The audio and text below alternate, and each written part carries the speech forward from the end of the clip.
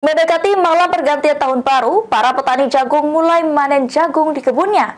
Petani jagung di Kota Prabu Muli menjual jagung dengan harga Rp8.000 per kilogramnya. Panen lagi ya? Mendekati malam pergantian tahun baru, para petani jagung mulai memanen jagung di kebunnya. Petani jagung di Kota Prabu Muli mulai menjual jagung dengan harga Rp8.000 per kilogramnya. Salah satu petani di Kota Prabu Muli mengaku ada sedikit kesulitan untuk penanaman jagung di musim penghujan saat ini.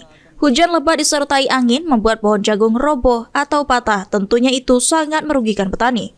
Sengaja memanen jagung untuk tahun baru dengan dijualnya dengan harga Rp8.000 per kilogramnya. Tahun baru ini Pak, berapa kita jual jagung Pak?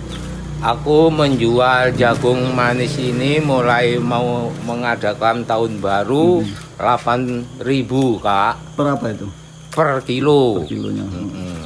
Untuk di musim penghujan kan ada kendala dalam penanaman jagung. Ya musim hujan ini kendalanya kemarin tuh ada angin besar itu, laju nyampak semua.